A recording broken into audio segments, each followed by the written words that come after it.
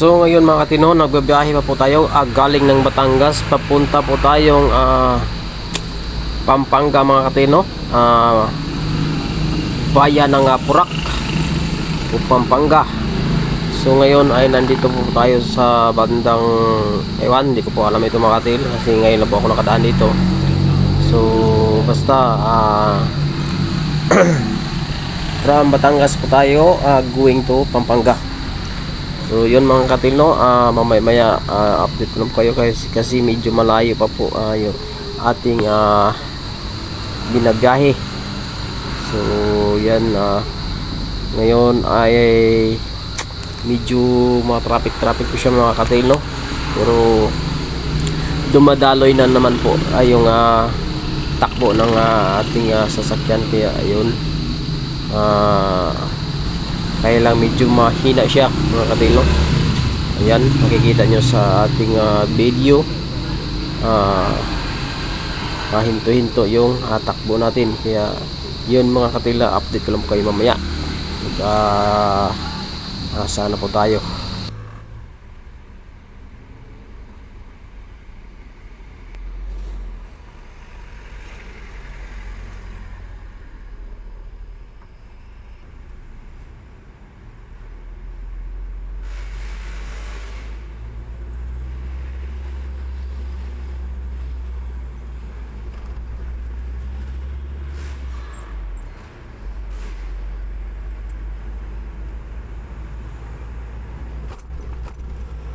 Three hours later.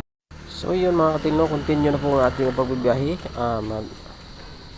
Mahigit po 3 oras po yung relax natin. Papahinga po tayo kasi nga ay kanina ay truck ban po mga katino, kasi hapon na po tayo galing dun sa Batangas.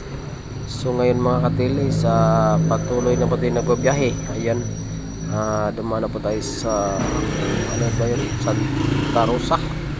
At ayan po yung silang Masir at mama.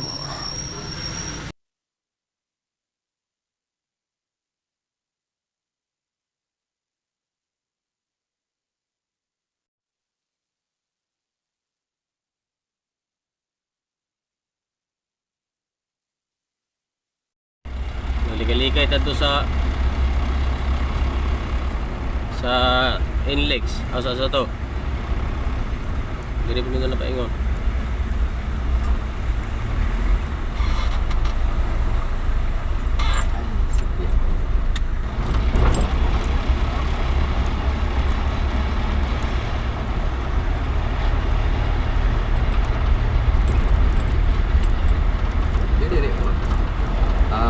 LTO ni sila di kong HPG. 72 hours later. Yo, what's up mga katilo? Nandito lang po tayo sa sakupan ng Angeles. At sa masamang palad mga katilis, bigla yung tumirik yung isang sasakyan. At dito pa talaga sa may flyover.